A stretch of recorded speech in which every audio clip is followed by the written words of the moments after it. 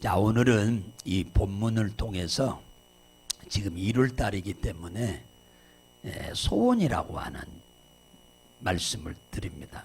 이제 정확히 말하면 하나님을 위한 소원을 갖자라고 하는 말씀이 되겠네요. 하나님께서는 우리를 모두 다 알고 계십니다. 나에 대해서 모르는 것이 하나도 없어요. 나의 마음의 생각도 다 아십니다. 나의 계획도 우리의 소원도 모두 다 아셔요. 시편 139편 2절에 보면 주께서 나의 앉고 일어섬을 아시며 멀리서도 나의 생각을 통촉하시오니. 내가 앉고 일어섬을 다 아신답니다. 어디에서 앉고 어디에서 일어서고 그런 거 다 우리의 생각까지. 시편 139편 3절에 나의 가는 길과 눕는 것을 감찰하시며 나의 모든 행위를 익히 아신다. 어디로 가는지 어디 가서 잠자는지 주님은 다 보고 계신다. 그래서 우리의 모든 행위를 다 아신다. 오늘 주일날 여러분이 저와 함께 예배당에 와서 예배드리러 이 자리에 오신 것 주님이 다 익히 아신 줄로 믿습니다. 시편 139편 4절에 내 혀의 말을 알지 못하는 것이 하나도 없습니다. 우리가 입으로 하는 말을 하나님이 못 들으는 것이 하나도 없이 다 들으신다. 잠언 16장 9절에 사람이 마음으로 자기 길을 계획할지라도 그 걸음을 인도하시는 이는 여호와시니라. 할렐루야. 그러니까 내가 계획한 대로 다 돼버리면은 세상에 힘들고 어렵게 살 사람 계시겠어요? 내가 계획한 대로 안 되는 거요. 우리 계획은 내가 해도 인도는 누가 하셔요? 하나님이 하시기 때문에 그렇습니다. 하나님께서 우리 각자에 대해서 모르는 것이 하나도 없다고 그러잖아요. 그리스도인은 하나님의 손바닥 안에 있는 사람이에요. 그거 모르는 게 하나도 없어요. 하나님께서는 이스라엘 땅 베들레헴 시골 땅에 살고 있는 소년 다윗의 소원을 다 알고 계셨습니다. 다윗의 아버지도 모르는 것을 하나님은 알고 계셨고 다윗의 어머니도 모르고 있는 다윗의 소원을 하나님은 알고 계셨고 다윗의 형제들도 동생의 소원을 모르고 있는데 하나님은 익히 전부 다 알고 계셨다 그랬어요. 다윗의 소원이 이스라엘 전 백성 중에서 아무도 갖지 못하고 있는 소원을 이 어린 아이가 갖고 있었다는 거예요. 전 백성 중에 아무도 이 어린 다윗과 같은 소원을 가진 사람이 없는데 이 다윗 혼자만 이런 소원을 갖고 있는 것을 하나님이 보셨다 그 말이에요. 다윗의 소원이 얼마나 하나님을 기쁘게 하는 소원이었던지 하나님의 마음을 송두리째 빼앗아가 버렸습니다. 다윗이 가진 소원이 도대체 어떤 소원이길래 하나님의 마음을 몽땅 다 훔쳐가 버렸답니다. 다윗의 소원이 얼마나 아름다운 소원이었던지 하나님의 마음을 그냥 송두리째 다 도둑질해 가버렸답니다. 이 정도 되면은 하나님의 축복을 받지 못할 사람이 있겠습니까? 사랑하는 성도 여러분, 다윗의 소원이 뭐길래 하나님의 마음을 송두리째 다 완전히 빼앗아가고 훔쳐가고 도둑질해 갈 수 있었겠는가? 그 말이에요.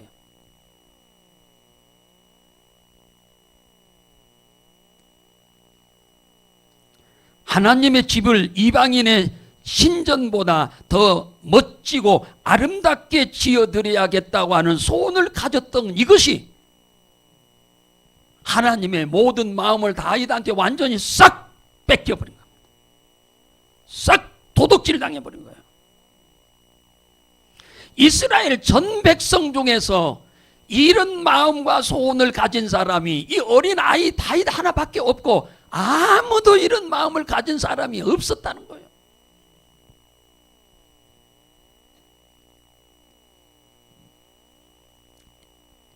열왕기상 8장 16절에 보면은 솔로몬이 그 아버지 다윗에 대해서 이런 말을 했어요. 내가 내 백성 이스라엘을 애굽에서 인도하여 낸 날부터 내 이름을 둘 만한 집을 건축하기 위하여 이스라엘 모든 지파 가운데서 아무 성읍도 택하지 아니하고 다만 다윗을 택하여 내 백성 이스라엘을 다스리게 하였다. 하나님이 기뻐하는 소원을 갖고 있기 때문에 하나님이 이스라엘의 임금으로 세웠다는 거예요. 임금으로요. 똑똑하고 잘나서 임금으로 하나님이 다윗을 세운 게 아니라 하나님이 기뻐하는 소원을 품고 살기 때문에 하나님이 세웠다는 거예요. 열왕기상 8장 17절에 보면은 내 부친 다윗이 이스라엘 하나님 여호와를 위하여 전을 건축할 마음이 있었더니 여호와께서 내 부친 다윗에게 이르시되 네가 내 이름을 위하여 전을 건축할 마음이 있었으니 이 마음이 네게 있는 것이 좋았다. 하나님이 아버지한테 그런 말씀을 하셨다는 거예요. 솔로몬이 지금. 사랑하는 여러분, 자식이 부모의 마음을 송두리째 훔쳐갈 수 있는 방법이 있어요.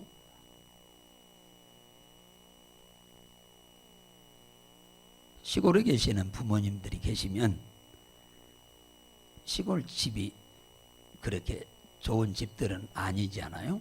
여러분들이 모아놓은 돈 갖다가 그 동네에서만이 아니라 그 지역에서 가장 아름답고 멋진 집을 한 채를 잘 지어서 이번 구정에 가셔가지고 그런 계획을 내가 갖고 있다고 아버지 기대하시라고 한번 말씀을 드리신다면 아버지는 평생 살면서 힘들고 어려웠던 것 송두리째 그냥 순간에 다 날려버리고 행복에 겨워서 발이 땅에 닿는지 구름을 타고 가는지 모를 정도로 행복해서 여러분에게 마음을 싹 빼앗길 줄로 믿습니다. 그 말은 무슨 말이냐?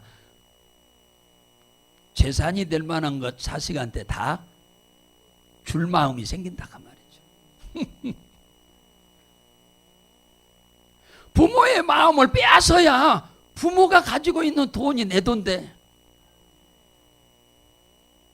하나님의 마음을 빼앗아야 하나님의 마음을 훔쳐야 하나님의 마음을 도둑질해야 하나님의 축복을 받는다 그 말이야. 할렐루야. 아이고 베들레헴은 여자가 많은 동네예요. 옛날에는 그 동네에 사는 양치는 목동인 이 다윗 그 아버지가 이세인데 가난해서 그렇게 많이 부자도 아니에요. 그런데 이 어린 다윗이 그런 소원을 갖고 있어서 하나님의 마음을 다 뺏었어요. 오늘 본문 빌립보서 2장 13절에 너희 안에 행하시는 이는 하나님이시니 하나님이 우리 안에 계신다 그 말이에요. 성령 하나님이 우리 안에 계신다 그 말이에요. 자기의 기쁘신 뜻을 위하여 너희로 소원을 두고 행하게 하시나니 하나님은 우리 안에 세상 끝날까지 함께 계시면서 지금 내 안에서 하나님이 기뻐하는 소원을 품고 우리가 살기를 원하신다 그 말이에요. 할렐루야. 올 한 해 2024년 대망의 꿈을 품고 여러분이 한 해를 출발해 가실 것인데 여러분들의 그 꿈이 이루어지려고 하면은 여러분이나 저나 하나님을 기쁘게 할 만한 소원을 여러분이 갖고 출발하시기를 주의 이름으로 축복합니다. 하나님이 기뻐할 만한 소원을 내 소원으로 삼고 여러분이 출발하세요. 하나님이 기뻐하신 뜻을 위하여 우리 안에 소원을 갖고 믿고 행하기를 원한다고 그러잖아요. 하나님이 기쁘신 뜻이란 말은 헬라어로 유도키아란 말인데 하나님이 즐거워하는 일, 그 말이에요. 하나님이 바램, 하나님의 바램, 하나님을 기쁘게 하는 일, 그 말이에요. 이 소원을 둔단 말은 무슨 말이야? 소원이란 말은 델로란 말인데 하나님을 위하여 무엇을 하고자 한다. 하나님을 위하여 무엇을 하고 싶어 한다. 하나님을 위하여 무엇을 하려고 한다. 그 말이에요. 그러면은 하나님의 마음이 어디로 가느냐? 그 소원을 갖고 있는 사람에게 하나님의 마음이 다 쏟아진다. 할렐루야. 우리가 지금까지 신앙생활 하면서 입만 벌리면은 하나님 도와주세요. 하나님 도와주세요. 그 기도만 해도 하나님은 너무너무 기뻐하는 기도입니다. 그런데 올해는 조금 우리가 변화가 되어서 하나님을 기쁘게 하는 일을 우리의 소원으로 삼고 내 소원으로 삼고 신앙생활을 한다고 하면은 하나님이 기뻐하는 일을 위해서 할 수 있기 위해서 기도를 한다고 하면 하나님께 도움을 청한다고 하면 하나님은 이루 말할 수 없는 은혜를 우리에게 부어주시고 복을 부어주실 줄로 믿으시기 바랍니다. 2024년에는 우리 부모님들께서 기뻐하시는 일을 반드시 이루어 드려야겠다는 소원을 여러분이 가진다면 부모 마음은 평생에 가장 행복한 해를 사실 것이라 믿습니다. 우리가 하나님을 기쁘시게 하는 신앙생활을 해야겠다는 소원을 갖게 된다면 하나님께서도 또한 그 소원을 우리가 이루려고 하면 벅차니까 하나님은 그 소원을 이루기 위해서 하나님이 우리를 적극적으로 도와줄 줄로 믿으시기 바랍니다.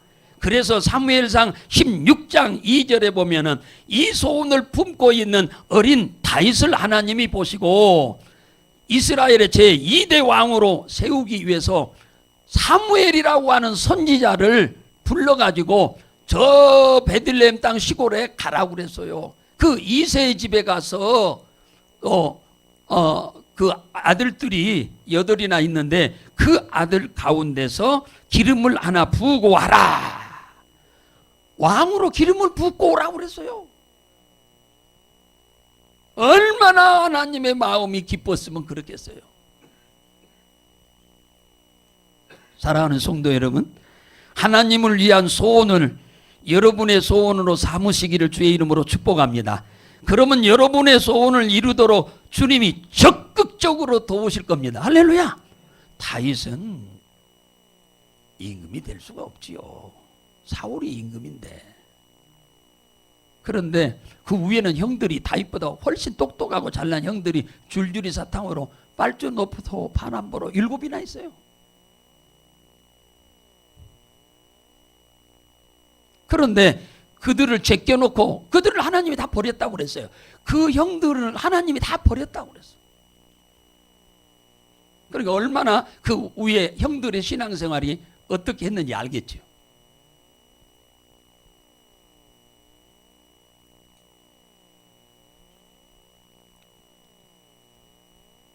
벤자민 하드 박사라고 하는 분이 쓴 책 중에 퓨처셀러라고 하는 셀프라고 하는 책이 있는데 이것은 조직 심리학자로서 자기 개발 분야의 베스트셀러 작가입니다. 근데 그 책에 소개한 분이 2분이 있는데 70대 할아버지가 이 책을 읽고는 100권의 다른 책을 읽는 것보다 이 책이 별로 얇은데 훨씬 더 많은 도움이 됐다고 그랬어요. 죽기만을 기다리고 있는데 이 책을 읽고 나서 이 사람의 생각이 완전 싹 바뀌어버렸다는 거예요. 그냥 나이가 들었고 이제 70이니까 그냥 노인으로서 그냥 노인정이나 가고 그냥 동네 뒷산이나 등산이나 하고 이렇게 그저 하루하루 살던 이분이었는데 이분이 이 책을 읽고는 완전히 바뀌어버렸다. 그가 뭐라겠냐? 내가 20살 때 이 책을 읽었더라면 내가 지금 이렇게 안 살 건데 20살 때 내가 이 책을 읽었더라면 그때는 책이 없었겠지요. 그러지만 내가 그렇게 생각했단 말이에요. 그래서 14살짜리 조카를 이 책을 사다 주면서 읽으라고 했답니다. 한 분은 67세 할아버지인데 너무 좋아서 이 책을 하루 저녁에 다 읽어버렸다. 늘 우울하게 지내고 취미생활만 하면서 노인들의 일상생활에서 벗어나지 못하고 무기력하게 살고 있는데 이 책을 읽고 5년 후에 나도 많은 이웃들을 돕는 삶을 살아야겠다고 하는 꿈을 갖게 됐다고 얘기를 하고,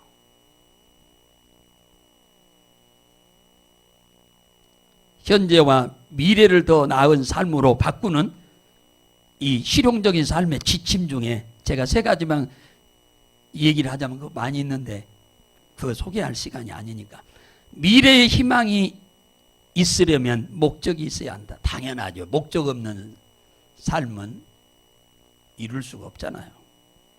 2번째, 무엇을 어떻게 하느냐보다 더욱 중요한 것은 누구와 함께 일을 하느냐가 더욱 중요하다는 거예요. 어떤 일을 무엇을 어떻게 하느냐보다 어떤 사람과 그 일을 하느냐가 더 중요하다. 3번째, 아주 중요한 얘기를 했어요. 그분이 아주 가장 강조하는 것 중에 하나가 뭐냐, 하나님에 대한 견해가 미래의 나에게 큰 영향을 미치게 된다. 즉 하나님과 내가 어떤 관계를 맺고 있느냐에 따라서 나의 미래가 결정된다. 그렇게 얘기합니다. 이분은 신앙인이니까 그 소리 하겠죠. 사랑하는 여러분, 사도행전 2장 17절에 보면은 하나님이 가라사대 말세에 내가 내 영으로 모든 육체에게 부어주리다 그랬어요. 자녀들에게는 예언하게 할 것이고 젊은이들에게는 환상을 보게 하고, 그 다음에 노인들은 꿈을 꾸게 하겠다. 그리고 사도행전 2장 18절에 보면은 그때 내가 내 영을 남종과 여종에게 부어주리니 저희가 예언할 것이요 그랬어요. 여기서 자녀라는 말은 아들과 딸을 두고 하는 말입니다. 젊은이는 청년들을 두고 하는 말이죠. 젊은 사람들. 늙은이는 노인들을 두고 하는 말이에요. 따지고 보면 이 한 가족이야 다. 젊은이, 노인, 자녀 다 한 일가족이죠. 일가족이 복음을 말하고 복음을 선포하고 복음을 전하고, 이 복음을 전해야겠다는 이런 비전, 꿈을, 소원을 갖게 된다고 하면은 하나님이 그들의 삶을 놀라우게 복을 주겠다고 하는 말씀입니다. 자녀이든 젊은이든 노인이든 일가족이 주와 복음을 위해서 살고자 한다고 하면은 예수님이 마가복음 10장 29절에서 30절에 나와 내 가정과 가족과 소유와 산업을 주와 복음을 위하여 쓰임받게 되면 금생에 100배의 복을 줄 뿐만 아니라 내세의 영생을 얻지 못할 자가 없게 하겠다고 하셨습니다. 사랑하는 여러분, 지금 연세가 많이 드신 분들은 노인정에 가가지고 다른 사람들하고 앉아서 화토나 치고 장기나 뛰고 바둑이나 뛰고 그럴 수도 있어요. 그러나 우리 예수 믿는 노인들은 건강하시면 그러지 말고 복음 증거하는 일에 쓰임 받으시기를 주의 이름으로 축복합니다. 저 종파고다 공원 같은 데 가서 식사 얻어 잡수러 가지 마시고 이 동네에서 복음 전하는 일에 쓰임 받으면 좋겠다. 주와 복음을 위해서 사는 것이 나와 내 가족과 내 산업이 복을 받는 길이라고 주님은 말씀하신 줄로 믿으시기 바랍니다. 젊은 날에는 일하느라고 정신없이 돈 벌어서 가족을 챙겨야 아니라 정신없이 그렇게 살았는데 이제 연세가 드셔서 일 놓았으면 이제 우리는 오히려 복음을 위해서 적극적으로 사는 우리가 됐으면 합니다. 할렐루야. 그래서 마태복음 6장 33절에 너희는 먼저 그 나라와 그 일을 구하라. 그리하면 이 모든 것을 너희에게 더하여 주시리라. 예수님이 한 말입니다. 그의 의를 구하라는 말은 하나님의 소원을 내 소원으로 삼고 그 소원을 이루기 위해서 구하라. 그 얘기입니다. 지금까지는 엎드리기만 하면 나를 위해서, 내 가족을 위해서 구하는 일 외에는 남을 위해서 기도하는 일도 시간이 없어서 못할 정도로 기도를 많이 하셨는데, 이제는 연세 드셔서 이제 돈 벌 여유가 없고 시간이 다 끝났으면 복음을 위해서 여러분들이 쓰임 받기를 바랍니다. 할렐루야. 이 모든 것이란 의식주 문제입니다. 의식주 문제를 주님이, 이방인들이 목표로 사는 게 뭐냐면 이 의식주 문제입니다. 잘 먹고 잘 입고 좋은 집에서 사는 거잖아요.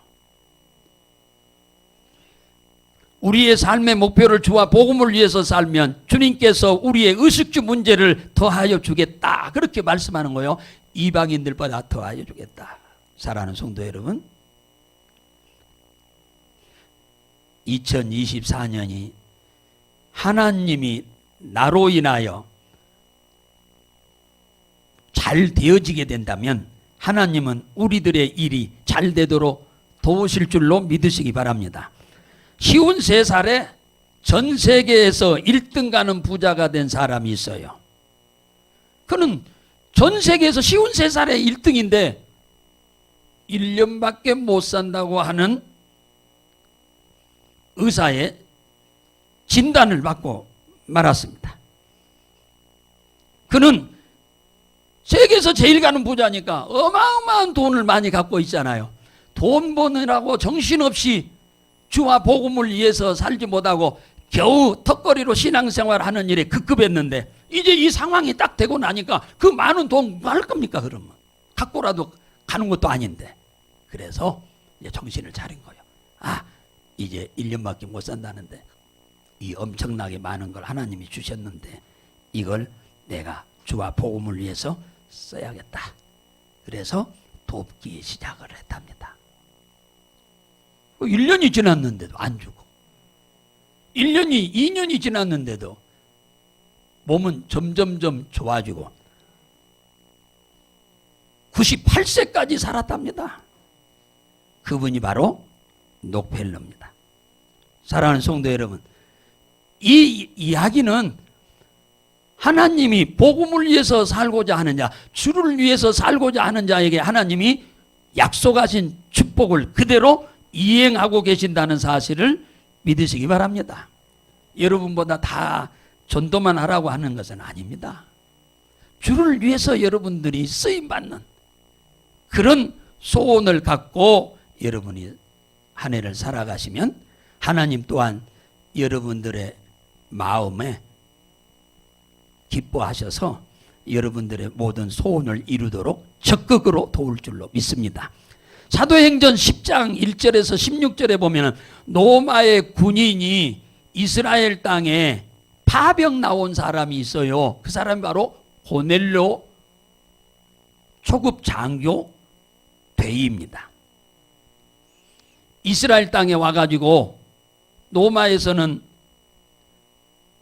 황제가 살아있는 신으로 알고 믿었는데 이스라엘 땅에 와서 보니까 황제는 신이 아니고 십자가에 죽었다가 3일 만에 부활한 예수가 신이라고 하는 것을 깨닫게 됐어요.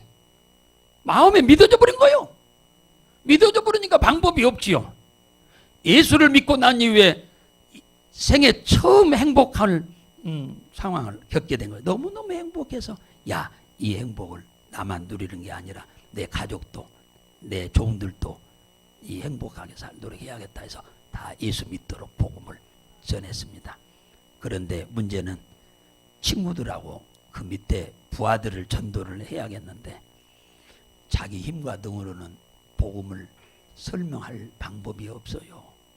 그래서 하루에 3번씩 기도를 하기 시작했습니다. 복음을 잘 전해줄 수 있는 사람을 하나님 부활의 주님 보내주세요 하고 기도를 하고 있었어요. 하루에 3번씩. 사무실에서 9시 기도, 9시 기도면 우리나라 시간으로 말하면 오후 3시인데요. 9시 기도를 드리고 있는데 환상이 열리면서 그 문이 이미 닫혀 있는데 문 열지도 않고 천사가 뚜벅뚜벅 사무실로 들어오는 겁니다. 그러면서 그가 대뜸 하는 말이 하나님께서 내 기도와 구제가 상달되어 다 기억하고 계신다. 그 하나님이 너의 기도를 듣고 사람을 요바의 피장 시몬이라는 사람의 집에 보내라. 거기 가면 예수님의 수제자 베드로가 거기 있을 거니 그를 청하에다가 말씀을 들으라. 이 말씀을 듣자마자 고넬료가 하인과 종들을 3사람 보내가지고 베드로를 초청에다가 부대에서 말씀을 듣는데 성령이 충만하게 임해가지고 군인들이 다 친구들로부터 시작해서 그 부하 100명들이 예수를 믿게 되는 놀라운 역사가 생긴 줄로 믿으시기 바랍니다.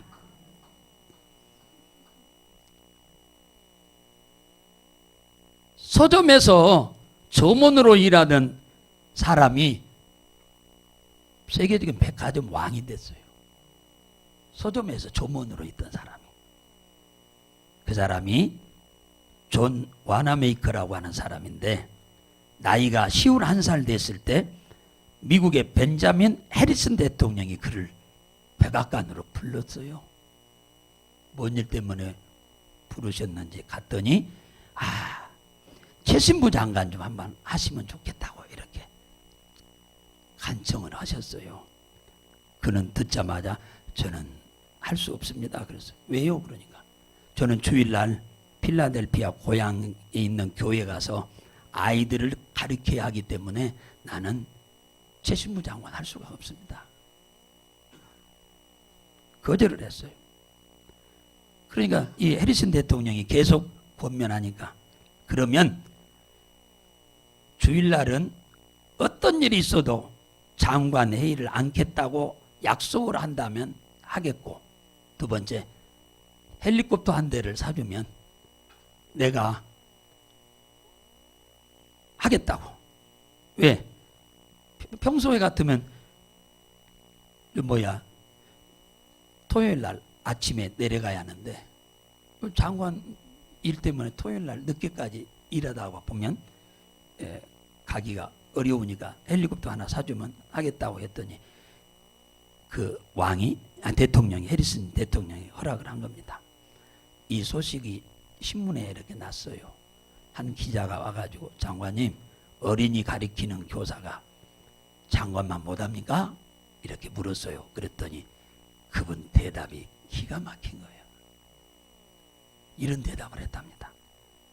장관은 길어야 4년 하는데 그죠? 4년 하면 진짜 오래 하는 거죠.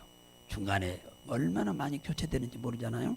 부업이다. 이게 4년 하는 부업이고 주일학교 교사를 하는 것은 평생 본업이다. 세상 일보다 이 존 와나메이커는 하나님의 일을 더욱 귀히 여겼고 하나님께서는 주와 복음을 위해서 살아가는 존 와나메이커를 이렇게 복을 줄 수밖에 없었던 것인 줄로 믿으시기 바랍니다. 하나님을 위한 소원을 갖고 살아가는 성도 여러분이요.